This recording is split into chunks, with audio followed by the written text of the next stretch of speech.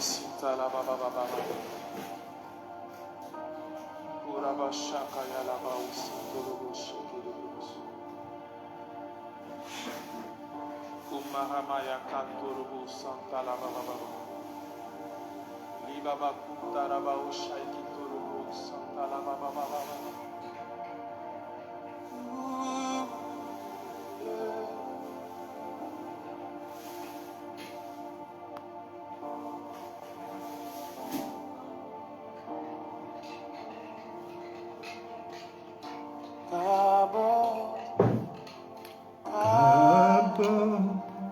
Est-ce que quelqu'un peut attirer la gloire de Dieu?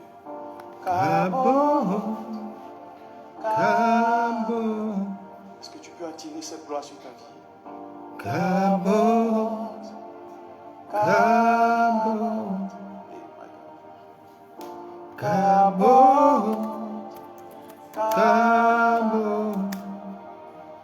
Que ta nuée descende sur nous. Que ta nuée descende sur nous. Papa, Que ta nuée descende sur nous.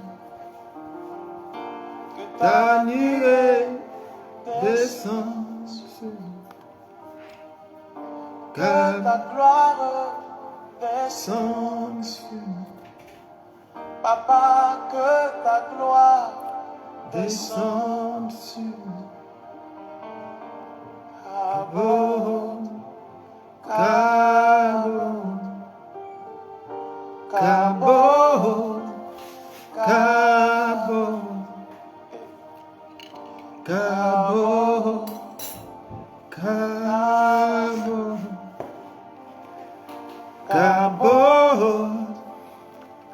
que Ta nuée descende sur nous. que ta nuée Descende sur nous. que ta nuée descende sur nous. Que ta nuée descende sur nous. Cabo, Cabo, Cabo, Cabo, Cabo, Cabo, Cabo, Cabo. Papa, que ta Ta nuée descend sur nous. que ta nuée Descend sur nous. appelle la nuée de Dieu. Que ta nuée Descend sur nous. que ta nuée Descend sur nous. Cabo, Cabo, Cabo, Cabo, Cabo, my God. Cabo, I can feel this anointing. Cabo, Cabo. Je suis disposé, assoiffé, que ton onction descende sur moi. Je suis Disposé, assoiffé, que ton onction ressemble sur moi. dans l'assemblée des saints, Assoiffé, je me tiens, que ton onction descende sur moi. Conscient que mon destin est dans le creux de ta main, que ton onction descende sur moi. dans L'assemblée des saints, assoiffé, je me tiens, que ton onction descende sur moi. Conscient que mon destin est dans le creux de ta main, Alléluia. Nous vous saluons dans le merveilleux nom de Jésus-Christ. Nous prions que le Seigneur ce soir étende sa main sur nous. Merveilleux Saint-Esprit, nous nous abandonnons en tes mains. Seigneur, l'Esprit Saint, ce soir encore, nous avons besoin de toi, Saint-Esprit, s'il te plaît. Conduis-nous, conduis-nous, conduis-nous. Conduis-nous. Écoute-moi, ce soir, le Seigneur veut que lorsqu'on aura fini, que tu aies un feu dans le cœur. Que tu aies un feu dans le cœur quand on aura fini. C'est pourquoi, quand j'aurai fini, j'aimerais que tu vérifies pour voir si ce feu dans le cœur, tu l'as reçu. Si tu ne l'as pas reçu, je vais prier à nouveau pour que ce feu vienne. Papa, je mets les cœurs en tes mains. Je mets les cœurs en tes mains. Tu m'as dit que tu veux déposer un feu dans les cœurs. Je te supplie d'accomplir cela, papa, s'il te plaît. Et que la gloire te revienne. Romains chapitre 4, verset 16 à suivre. La Bible dit, ainsi, la promesse a été faite à cause de la foi, afin que ce soit un don gratuit de Dieu et qu'elle soit valable pour tous les descendants d'Abraham. Non pas seulement pour ceux qui obéissent à la loi, mais aussi pour ceux qui croient comme Abraham a cru. Abraham est notre père à tous. Comme le déclare l'Écriture, j'ai fait de toi l'ancêtre d'une foule de nations. Il est notre père devant Dieu en qui il a cru. Le Dieu qui rend la vie aux morts et fait exister ce qui n'existait pas. Abraham a cru et espéré, alors que tout espoir semblait vain. Et il devint ainsi l'ancêtre d'une foule de nations, selon ce que Dieu lui avait dit, tel sera le nombre de tes descendants. Il avait environ 100 ans. Mais sa foi ne faiblit pas quand il pensa à son corps presque mourant et à Sarah, sa femme qui était stérile. Il ne perdit pas confiance et ne douta pas de la promesse de Dieu. Au contraire, sa foi le fortifia et loua Dieu. Il était absolument certain que Dieu a le pouvoir d'accomplir ce qu'il a promis. Voilà pourquoi il est dit d'Abraham, à cause de sa foi, Dieu l'a considéré comme juste. Mais ces mots, Dieu l'a considéré comme juste, n'ont pas été écrits pour lui seul. Ils ont été écrits aussi pour nous qui devons être considérés comme justes. Nous qui croyons en Dieu qui a ramené d'entre les morts Jésus notre Seigneur. J'aime beaucoup ce passage. Romains 4, 18 à 24. La Bible dit que lorsque Dieu dit à Abraham qu'il sera l'ancêtre d'une foule de nations, quand Dieu dit à Abraham, Dieu n'a pas seulement promis à Abraham qu'il aura un fils. Dieu lui a promis qu'il sera l'ancêtre d'une foule de nations, que ses enfants seront comptés par milliers. C'est ce que Dieu lui a promis. Cette promesse s'accomplit aujourd'hui en toi et en moi, qui sommes chrétiens, et aussi dans le peuple d'Israël. Mais la Bible dit que quand Dieu fit à Abraham cette promesse, il avait environ 100 ans. Il avait environ 100 ans. Il y a une scène qui se produit lorsque l'ange apparaît à Abraham en Genèse chapitre 15. Et que l'ange dit à Abraham, où est ton fils? Où est ta femme? Et il lui dit, l'an prochain, à la même date, Sarah tiendra un fils dans ses bras. Et Genèse chapitre 15, verset 4. Puis il fit sortir Abraham sa tente et lui dit, regarde le ciel et compte les étoiles si tu peux. Et il ajouta, tel comme elles, tes descendants seront innombrables. Le verset 15 dit, Abraham eut confiance en Dieu. Quand Dieu lui fait cette promesse, la Bible dit qu'il a 100 ans. Il a 100 ans quand Dieu le lui dit. Mais elle dit, il eut confiance dans le Seigneur. J'aime ce texte de la Genèse. La Genèse, il n'est pas écrit qu'il a eu foi, mais il dit qu'il a eu confiance dans le Seigneur. Parce que la foi, c'est avoir confiance en Dieu. C'est-à-dire que, de la même manière que tu mets ta confiance en l'homme, Dieu dit mets ta confiance en lui. Dieu dit tu peux me faire confiance. Tu peux me faire confiance. Il dit prends le risque de me faire confiance. Et c'est ce que Abraham fait. Abraham lui fait confiance. Et plus tard, lorsque l'ange apparaît, il dit, Genèse chapitre, je trouve ce passage plus long pour toi, qui dit, Saint-Esprit, Saint-Esprit, Saint-Esprit. Merci Seigneur. Genèse chapitre 18. Au verset 9, il dit, où est ta femme? Dans la tente, répondit-il. L'un des visiteurs déclara, je reviendrai chez toi l'an prochain à la même époque, et ta femme Sarah aura un fils. La Bible dit, Sarah se trouvait à l'entrée de la tente, derrière Abraham, et elle écoutait. Elle se mit à rire, et elle dit en elle-même, car Abraham, elle était vieux, et avait passé l'âge d'avoir des enfants. Ce texte dit que elle avait passé l'âge d'avoir des enfants et ils étaient vieux. Et elle a dit, maintenant je suis usée et mon mari est un vieillard. Elle ajoute, le temps du plaisir est passé. Ce verset signifie que Abraham, au moment où Dieu lui fit cette promesse, au moment où Dieu lui dit qu'il va avoir des enfants, il n'est pas seulement vieux, mais physiquement, il n'est plus en capacité de donner un enfant à sa femme. Donc, ce n'est pas juste Sarah qui a un problème. Ce sont les deux qui ont un problème. C'est ce que ce verset sous-entend. Elle et Abraham ont un problème. Elle est stérile, elle est vieille. Lui, il est stérile et il n'est plus capable de donner à sa femme la possibilité d'avoir des enfants. Et la Bible dit, ces deux conditions sont réunies.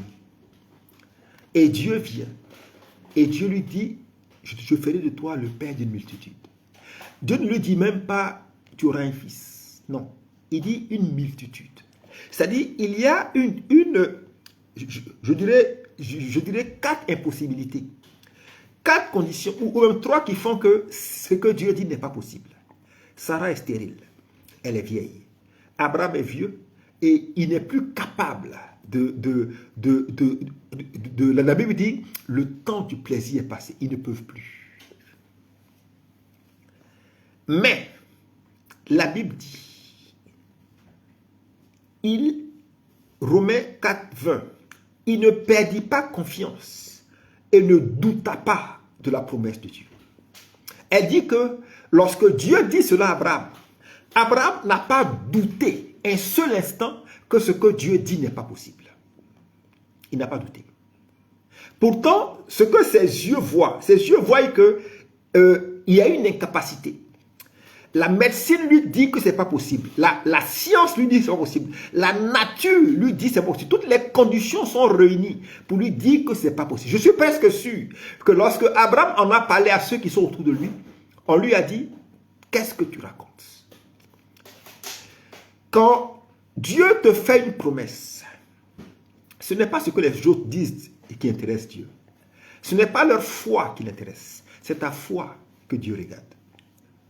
Quand Dieu te fait une promesse, il n'attend pas que les autres croient en ta promesse. Parfois, l'erreur que nous commettons, c'est que nous voulons que les autres croient en notre promesse. On veut que les autres croient avec nous. Ce n'est pas à eux que Dieu a parlé. Ce n'est pas dans son cœur que Dieu a mis le projet. C'est dans ton cœur qu'il l'a mis. C'est pourquoi, lorsque ce projet, tu vas en parler à quelqu'un, la personne sera sceptique. Elle va se dire, c'est un projet qui n'est pas réalisable. Mais Dieu ne lui a pas parlé. C'est à toi que Dieu a parlé. Quand je dis Dieu a parlé, je ne parle pas de vision, de révélation. Je parle de conviction dans le cœur. Parce que Dieu parle aussi par quelque chose dont tu es convaincu dans ton cœur que tu dois faire quelque chose. Mais tu n'as pas de mots pour l'expliquer. Ça, c'est une conviction intérieure. Et la Bible dit, au verset 21, il était absolument certain que Dieu a le pouvoir d'accomplir ce qu'il a promis. La Bible dit que Abraham était convaincu que Dieu est capable de faire ce qu'il promet. Il en était convaincu. Il était certain. Certain. Physiquement, ce n'est pas possible. Selon la nature, ce n'est pas possible. Mais Abraham est convaincu que Dieu peut le faire. C'est le plus important. Le plus important n'est pas qui est avec toi, mais est-ce que Dieu peut le faire? Qui te l'a promis? Cette promesse, qui te l'a faite? Quand Dieu fait une promesse, il ne compte pas sur un homme pour la réaliser. Il compte sur lui-même. Parfois, quand Dieu fait une promesse, je regarde à moi-même ou aux circonstances. ou à mon milieu de vie. Et je me dis, mais comment ça va se faire? Mais quand Dieu promet, il regarde à lui-même. Et la foi est l'élément de base pour marcher avec Dieu. C'est l'élément de base. C'est l'élément de base. La Bible dit, à plusieurs reprises, la Bible dit, Matthieu chapitre 9, 22, Jésus dit, ta foi t'a guéri. Matthieu 9, 29, Jésus dit, qu'il te soit fait selon ta foi. Et 1 Jean 5, 4, la Bible dit, la victoire qui triomphe du monde, c'est votre foi. Elle dit que la victoire, ce qui me permet de triompher, ce n'est pas d'abord ma prière, ni mes jeûnes, c'est d'abord ma foi. Ce qui fait qu'il y a beaucoup de jeûnes et de prières sans résultat. C'est parce qu'il y a beaucoup de jeûnes et de prières, mais il n'y a pas de foi. Donc, il n'y a pas de victoire. Ce qui te permet d'obtenir la victoire, c'est la foi. Et Hébreux 11:6 dit que sans la foi, il est impossible d'être agréable à Dieu.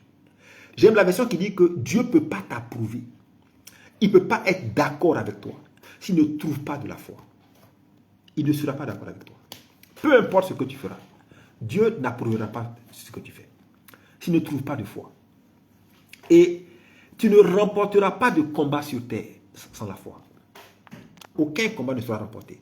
Si la foi n'est pas là, tu ne remporteras pas de combat. Habakkuk 2,4 dit, mon juste vivra par la foi. Dieu dit que le juste, c'est par la foi qu'il vit. C'est-à-dire que c'est par la foi qu'il s'en sort. C'est par la foi qu'il réussit. Ce verset dit que la qualité de vie que je mène, il y a un lien direct entre le genre de vie que je mène et mon niveau de foi. Un lien direct. Le problème est que la foi est une affaire personnelle devant Dieu. Ça veut dire que je ne peux pas croire pour toi, tu ne peux pas croire pour moi. Quelqu'un ne peut pas croire pour quelqu'un d'autre. Mais tu crois pour toi-même. Et chacun de nous est appelé à mettre sa foi en œuvre. Je ne veux pas, par exemple, bâtir mes projets sur la foi de quelqu'un d'autre. Je ne veux pas bâtir mes ambitions sur la foi de quelqu'un d'autre. Je la bâtis sur ma propre foi. Et la foi, ce n'est pas faire ce que les autres font. Ou déclarer ce que les autres déclarent. Non. Ou dire, par exemple, que comme ils l'ont fait, si je le fais aussi, ça va marcher. Lui, il a fait selon sa foi. Toi, qu'est-ce que ta foi te dit? Qu'est-ce que ta foi te dit? Et ma vie personnelle dépend de ma foi personnelle. Qu'est-ce que ta foi dit? La dernière fois, j'expliquais que ce que le monde spirituel entend, c'est la voix de ta foi. Qu'est-ce que ta foi dit? La foi est la clé que Dieu a donnée à chaque personne pour accéder à la bénédiction. Jésus dit, Matthieu 21, 22, tout ce que vous demanderez avec foi dans la prière, vous le recevrez.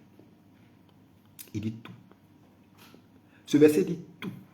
S'il y a de la foi, tu le reçois. Et il dit, la foi fait assurance des choses qu'on espère. Hébreux 11, verset 1. Qu'est-ce que ce verset dit? Ce verset compare la foi à un droit de propriété, à un titre de propriété, pardon. Un document que tu as dans la main. Ce verset dit que dès l'instant où quelqu'un met sa foi en œuvre, c'est comme s'il présente un titre de propriété qui lui donne le droit de posséder la chose pour laquelle il a mis sa foi en œuvre. Donc, ça veut dire que je peux jeûner, je peux prier, je peux tout faire. Mais je n'ai pas encore présenté mon titre de propriété. Donc, je sens que la bénédiction est là. Je sens que les choses sont là. Je sens que le miracle est là. Mais je ne vois rien. Mais je ne peux pas y entrer. Pourquoi je ne peux pas y entrer? Ce n'est pas que le diable me retient ou que le diable me bloque. Non. Mais je n'ai pas encore sorti mon titre de propriété. Et mon titre de propriété, c'est ma foi.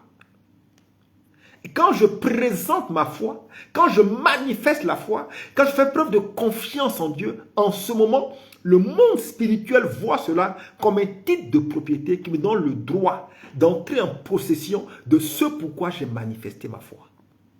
De ce pourquoi. C'est ce que Éphésiens 2,8 dit. C'est par la grâce en effet que vous êtes sauvés par le moyen de la foi. Et foi signifie guéri, délivré, restauré, élevé, béni. C'est ce que sauver signifie. Donc, toutes les fois où je manifeste la foi, le monde spirituel regarde, cette foi a été exprimée pour quoi? Pour quel besoin? Et quand le besoin est identifié, le monde spirituel me le donne. Mais si la foi n'est pas exprimée pour ce besoin, je vais attendre, je vais prier, je vais jeûner et je ne recevrai rien. Il y a un exemple en Actes des Apôtres. Actes chapitre 14, versets 8 à 10. La Bible dit, à Lystre, c'est Paul qui était en train de prêcher un jour dans une ville. Et il se passe quelque chose. À Lystre se trouvait un homme paralysé des deux jambes. Il était infirme de naissance et n'avait jamais pu marcher. Il était parmi les auditeurs de Paul et buvait littéralement ses paroles. L'apôtre fixa les yeux sur lui et voyant qu'il avait la foi pour être guéri, il lui commanda d'une voix forte, « Lève-toi, tiens-toi sur tes pieds. » Et d'un bond, il fut debout et se mit à marcher. La Bible dit que ce jeune homme n'était pas le seul. Il y avait plusieurs personnes qui étaient là. Il n'était pas le seul. Il y avait des milliers de personnes. Il n'était pas le seul. Mais la Bible dit que quand l'apôtre Paul l'a regardé, Paul a vu qu'il avait de la foi pour être guéri. Donc, en fait, Paul n'a fait que parler en accord avec la foi de cet homme. Et cet homme s'est mis debout et a commencé à marcher. Ça veut dire quoi? Si Paul avait prié et qu'il n'y avait pas de foi, il n'y aurait eu aucune réponse. Donc, en réalité, c'est la foi de ce jeune homme qui a mis Paul en mouvement. La foi fait quoi? La foi agit comme un aimant. Elle attire à toi la bénédiction pour laquelle tu l'as mise en mouvement. Elle attire à toi. C'est-à-dire que ce jeune homme, la Bible dit, il avait la foi pour être guéri. Donc, comme il avait la foi pour la guérison a attiré à lui la guérison. Si tu as la foi pour le travail attire le travail. La foi pour la prospérité attire la prospérité. La foi pour ce pourquoi tu as la foi, la chose vient à toi. C'est ce que ce verset dit. Lorsque Dieu voit un homme qui a la foi, automatiquement, c'est comme si cette foi stimule Dieu pour faire un miracle. Automatiquement. Avoir la foi et agir avec foi, c'est une déclaration publique. C'est comme si c'est une déclaration que tu fais devant Dieu et devant le monde spirituel. Je l'avais dit dans le jour antérieur, la foi est un combat intérieur. Elle ne vient pas seule. Ça veut dire qu'il y a une bataille dans la foi. La Bible parle du combat de la foi. Je ne dis pas qu'elle viendra instantanément, non. C'est une bataille. Quand tu commences à faire confiance à Dieu, c'est une lutte intérieure. Et cette lutte, tu dois la mener jusqu'au bout. La Bible dit en Romains 12, 3, elle dit que selon la mesure de foi que Dieu a départie en chacun. C'est-à-dire que ce verset dit que Dieu a mis en chacun de nous la même mesure de foi. La foi est une bataille. Mais Dieu n'a pas donné à quelqu'un une foi plus grande qu'un autre. C'est ce que dit Romains 12, 3. Personne n'a une foi plus grande qu'un autre. Il a mis en tous les croyants le même niveau de foi. La même dose de foi. Merci Seigneur. Le verset dit en des termes exacts, la même dose de foi. Maintenant, il y a d'autres qui la font grandir. Il y a d'autres qui la mettent en mouvement. La foi est comme un muscle qui plus elle travaille et plus elle grandit. Et il y a d'autres qui la laissent mourir. C'est-à-dire ils cèdent à la peur, à la crainte. Ils refusent d'affronter, donc ils ont peur. Et dès l'instant où tu as peur, où tu recules, tu tues ta foi à petit feu. Tu as peur devant une situation, tu as peur devant une autre. Donc la peur s'accumule. Et les peurs qui s'accumulent finissent par détruire ta foi au fur et à mesure. Et par exemple petite. Alors que à force d'affronter, ta foi grandit au fur et à mesure.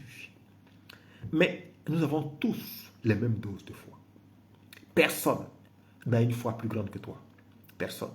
Dieu n'a pas donné à quelqu'un une foi plus grande que quelqu'un d'autre. Sinon, Dieu serait injuste. La Bible dit, il a départi en chaque homme la même dose de foi. Et la foi, ce n'est pas juste croire. Dans le verset Marc 16, 16 qui dit, celui qui croira sera sauvé. Dans ce verset, le sens de croira ici, c'est adhérer. Ça veut dire faire un avec. Je crois en quelque chose. J'y crois tellement que je finis par faire un avec la chose. Par faire un. Par faire un. Comment est-ce que je fais un avec ce en quoi je crois? 3 principes, je te l'explique. 3 principes importants. Le premier principe, c'est de croire dans son cœur. Le deuxième principe, c'est de confesser dans sa bouche. Et le troisième, c'est d'agir conformément à ce que je dis et en ce que je crois. Je crois dans mon cœur. C'est-à-dire que la Bible dit que, Romains 10, 10, elle dit, c'est en croyant du cœur qu'on parvient à la justice. La foi est d'abord un élan du cœur. Et l'élan du cœur fait que Dieu te regarde comme quelqu'un de juste. Dès l'instant où tu mets ta foi dans le cœur en mouvement, tu révèles automatiquement la justice du Christ. Donc le Père, quand il te regarde, il voit un autre Jésus qui est à l'œuvre. Première chose. D'abord, tu crois dans ton cœur. Deuxième chose, ce que tu crois dans le cœur, il faut que tu le confesses de la bouche. Ça ne doit pas juste rester dans ton cœur. Tu dois pouvoir déclarer. Si tu crois en la guérison, tu dois confesser la guérison. Tu crois en ta délivrance, tu dois la confesser. Tu crois en la prospérité, tu dois la confesser. Tu crois, par exemple, en quelque chose, il faut que tu le confesses. Il faut que tu le dises de ta bouche. Tu dois parler dans le sens de ce que tu crois. Ou de ce en quoi tu crois. Le Seigneur a dit en Romains, en Nombre 14, 28, il dit, je vous traiterai selon ce que j'ai entendu de votre bouche. Nombre 14, 28, il dit, je vais te traiter selon ce que j'entends de ta bouche. Donc, il dit, je vais agir avec toi en conformément aux paroles que tu prononces. Et ça veut dire quoi? Ça veut dire que les anges qui prennent ta cause en main agissent en fonction des paroles que tu prononces. Donc, je peux être lié par de mauvaises confessions. Par exemple, quand tu dis « je suis né pour souffrir », c'est une mauvaise confession. Et cette confession vient te lier.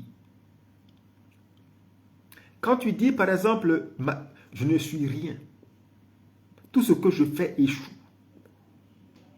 Quand tu dis, par exemple, j'ai honte de moi-même. Je suis une honte. En fait, tu es en train de te condamner toi-même par tes propres paroles. Tu te condamnes toi-même. Et tu ne peux pas dire que tu as la foi et relâcher sur ta vie de telles paroles. Les paroles que tu relâches te condamnent. Ecclésiaste chapitre 5, verset 6 dit: ne permets pas à ta bouche de faire pécher ta chair. Et ne dis pas en présence de l'envoyé, c'est une erreur. Pourquoi Dieu s'irriterait-il de tes paroles et détruirait l'œuvre de tes mains? C'est ce que la Bible dit. La Bible dit que les paroles que tu prononces, ces paroles négatives que tu prononces sur ta propre vie, peuvent faire pécher ta chair. Ça veut dire que ça va amener ton corps dans une mauvaise direction. Ça va t'amener à vivre une vie que tu n'as pas envie de vivre. Et après tu vas dire, Seigneur, pardonne-moi. La Bible dit que ces propos vont amener le monde spirituel à détruire ce que tu entreprends. C'est-à-dire, parce que tu as déclaré sur ta vie que tu n'es rien, le monde spirituel va agir dans le sens des paroles que tu as déclarées sur ta propre vie. Et tu vas croire que tu es attaqué par l'ennemi, alors que ce n'est pas une attaque. Tu as relâché sur ta vie ce qu'on appelle une auto-malédiction, que le diable va s'assurer d'exécuter. Le problème des auto-malédictions, c'est que lorsque quelqu'un s'auto-maudit, la seule personne qui peut briser ses paroles, c'est lui-même. Un homme ne peut prier pour lui. Mais comme c'est lui-même qui s'est maudit, c'est lui-même qui doit se délier. C'est ça le problème. Et beaucoup se sont maudits eux-mêmes. et aujourd'hui vivent des situations telles que on a l'impression qu'elles sont liées, alors que c'est l'effet de leur propre parole qui est à l'œuvre dans leur propre vie. Tu dois prendre conscience du monde spirituel qui t'entoure. Prends conscience que le monde spirituel qui t'entoure agit sur la base de tes paroles. La troisième chose, c'est que tu dois agir conformément à tes déclarations. 3 choses. Tu dois croire, tu dois confesser ce que tu crois, et tu dois agir en conformité à ce que tu crois et à ce que tu as déclaré. Tu ne peux pas croire une chose sur ton cœur, et puis confesser autre chose, et puis agir de manière différente. Il n'y a pas d'ordre. Et le fait qu'il n'y a pas d'ordre va faire que les anges ne te soutiendront pas. Quand quelqu'un croit en quelque chose, qu'il confesse la chose, et qu'il porte des actions conformément à ses paroles, les anges le soutiennent. Et ce dans quoi il est abouti. Confesse, crois en quelque chose, confesse ce en quoi tu crois, et agis conformément en ce que tu as dit. Conformément. La Bible dit, Psaume chapitre 15. Psaume 15. Je termine par ça et je prie. Je disais, avant de commencer, que ce que le Seigneur veut faire ce soir, c'est d'allumer un feu dans les cœurs. C'est d'allumer un feu dans les cœurs. Un feu dans les cœurs. Et pendant que tu me suis, j'aimerais que tu vérifies, voir si ce feu dans ton cœur est allumé. J'aimerais que tu vérifies. Tu vas sentir un feu dans ton cœur. Tu vérifies si ce feu est allumé. Parce que ce feu est en train de t'allumer maintenant. Si ce feu n'est pas allumé, tu lèves, c'est-à-dire que si ce feu n'est pas allumé, tu écris simplement le feu n'est pas encore allumé ou le feu n'est pas allumé. Et le Seigneur va te visiter.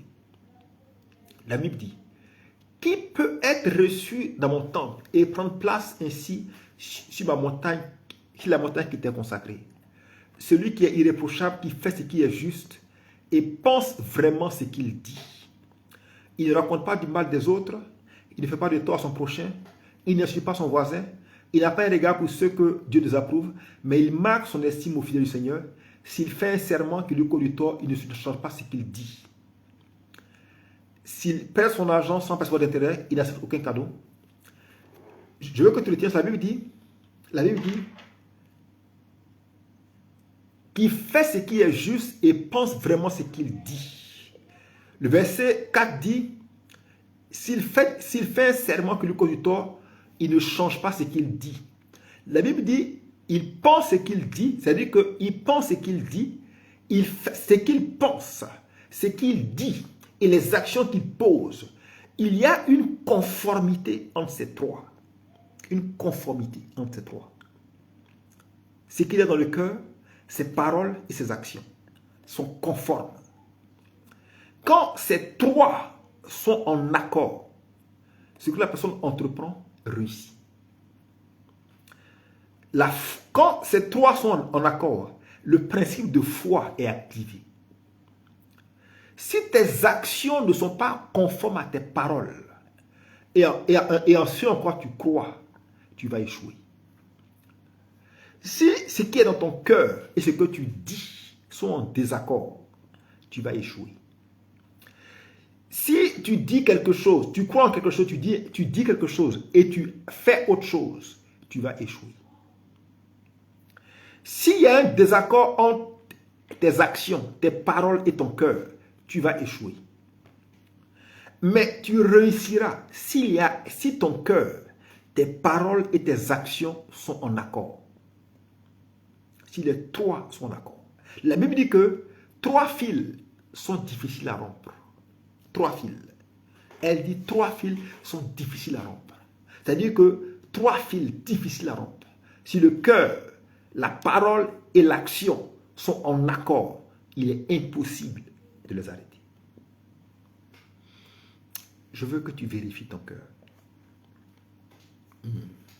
Ce soir, il m'a envoyé allumer un feu en toi. C'est la saison de l'action et la saison pour porter du fruit. En cette saison, rien ne peut t'arrêter. aucune malédiction, aucun esprit, aucun lien ne peut t'arrêter. L'onction disponible dans la saison ne peut pas être arrêtée. Je veux que tu vérifies en ton cœur. J'attends encore un peu parce que je vois le feu être allumé dans les cœurs. Le feu est allumé dans les cœurs. Ce feu qui s'allume dans les cœurs va retirer la peur. Ça va retirer l'inquiétude et l'hésitation. Ça va te faire dormir en paix. Je vois une personne qui souffre d'insomnie.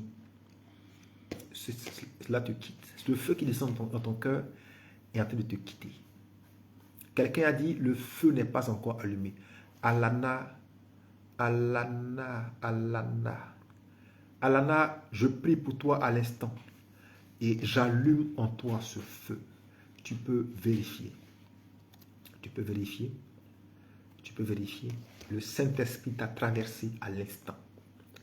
Je dis, ce soir, le Seigneur m'a envoyé pour allumer un feu dans le cœur de chacun. Et je veux que tu vérifies. Si ce feu n'est pas encore allumé, tu écris simplement, le feu n'est pas encore allumé. Et je prierai pour toi. C'est pour ça qu'il m'a envoyé ce soir. Pour allumer un feu dans le cœur de chacun. Pour allumer un feu dans le cœur de chacun. Il y a une personne, lorsqu'elle sort de sa maison, pour aller te prendre, c'est comme s'il y a une voix qui lui dit de se retourner. Comme si, à la limite, on essaie de te maintenir à la maison. Comme si on essaie de te maintenir à la maison. On dit que non, j'allume ce feu en toi. Et cette voix qui te commandait de faire demi-tour, maintenant se tait à jamais. Et elle quitte ton chemin. Robert Bolt, j'allume ce feu en toi. Julien Konaté, j'allume ce feu en toi. J'allume en toi ce feu. Vous pouvez vérifier. Tu peux vérifier. C'est en train de s'amplifier. Daba Kamara, j'allume en toi ce feu. Marie-Madeleine Touré, j'allume ce feu en toi. Dans le nom de Jésus. Dans le nom de Jésus. Dans le nom de Jésus. Dans le nom de Jésus. Seigneur, merci de visiter ces personnes qui sont signalées. Je dis, si ce feu n'est pas encore allumé, tu vérifies et tu écris simplement, le feu n'est pas encore allumé. Et je prie pour toi. C'est pour ça que je suis là maintenant. Diane Catherine, j'allume en toi ce feu. J'allume en toi ce feu. Grégoire Souma, j'allume en toi ce feu. J'allume en toi ce feu. Il y a une personne qui va se mettre à trembler maintenant. Tu vas te mettre à trembler. Tu vas te mettre à trembler. Je vois quelqu'un qui a été lié. Lié. Tu es lié. Tu es lié. Et la puissance de Dieu est en train de te délier. Kanya Legnate, j'allume en toi ce feu. Je vois quelqu'un qui est lié. Tu es lié. Tu es lié. Tu es lié. L'image que j'ai, c'est un grand arbre. Maria Makama, j'allume en toi ce feu. J'ai l'image d'un grand arbre au pied duquel tu as été lié. Et la puissance de Dieu, partout, j'allume en toi ce feu. Isapol Traoré, j'allume en toi ce feu. Et la puissance de Dieu est en train maintenant de te délier. De te délier.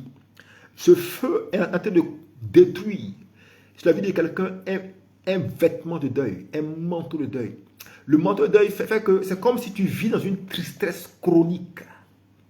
Une tristesse chronique. Tu te réveilles le matin, ton âme est triste. Et cette tristesse ne te quitte pas. La puissance de Dieu maintenant détruit en toi ce vêtement de deuil. Et pour te reconnaître, c'est comme si je vois comme une vie qui a séché. C'est-à-dire, tout ce que tu fais échoue. Il y a sur toi un vêtement de deuil. Et la puissance de Dieu est en train maintenant de déchirer ce vêtement. Denise Palette Gomis, j'allume en toi ce feu. Je l'allume en toi. Alors que ce feu s'allume en toi, on ne pourra plus te maîtriser, on ne pourra pas te contenir, on ne pourra pas t'arrêter. Ce feu qui s'allume en toi vient pour ouvrir des portes qui étaient fermées.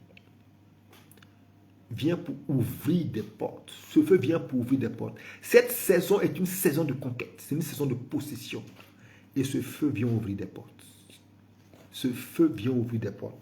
Il y a une personne, je vois comme de l'argent qui est bloqué. C'est comme un héritage, mais c'est comme de l'argent qui est bloqué depuis des années. Et alors que tu reçois ce feu, Ce feu est en train de débloquer ce montant. Ce feu débloque ce montant. Gish Aminata, j'allume en toi ce feu. J'allume en toi ce feu. J'allume en toi ce feu. Seigneur, merci pour cette œuvre. Seigneur, merci pour cette œuvre. Seigneur, merci pour cette œuvre merveilleuse. Merci pour ce que tu réalises, pour ce que tu réalises, pour ce que tu accomplis. Je vois une mère de famille, ton fils est assez jeune. L'âge que je vois, c'est autour de 15 ans. Autour de 15 ans. Mais les actions qu'il pose, la vie qu'il a commencé à mener t'inquiète. T'inquiète. Et ce feu que tu reçois maintenant, sort ton fils des ténèbres. Ce feu que tu reçois n'est pas un feu pour toi, c'est un feu pour lui. C'est un feu pour lui. Et le Seigneur est en train de le visiter. Le Seigneur est en train de le visiter. Je vois une mère dont l'enfant est né avec une malformation. L'enfant est né avec une malformation. Le Seigneur est en train de visiter cet enfant. Je vois un bébé prématuré. Un bébé prématuré. Le Seigneur est en train de le visiter. Père, je te rends toute la gloire. Seigneur, merci pour l'œuvre que tu as accomplie. Seigneur, merci pour ton œuvre. Merci pour ton œuvre. Merci pour ton œuvre. J'entends un montant dans mon esprit. Je ne sais pas qui il concerne. Mais le montant que j'entends, c'est 3 millions. 3 millions. 3 millions. 3 millions. Je ne sais pas de qui il s'agit. Mais j'entends 3 millions. 3 millions. Ce problème est urgent. Il est urgent. Je ne sais pas si la personne me suit maintenant, mais j'entends 3 millions. C'est urgent. Urgent. Je ne sais pas si c'est un montant que tu dois trouver urgemment, si c'est une dette, mais ce n'est pas précis. Mais j'ai juste le montant. 3 millions. 3 millions. Et c'est lié à une urgence. C'est lié à une urgence. Le Seigneur est en train de poser sa main sur toi. Ça crée en toi comme une grande inquiétude. Une grande inquiétude. Une grande inquiétude. Et le Seigneur est en train de régler ce problème. Il est en train de le régler. Sa puissance est à l'œuvre. Seigneur, que la gloire te revienne. Amen. Amen. Dieu nous bénisse. Merci d'avoir été présent. Nous nous retrouvons demain à la même heure. Merci et à demain.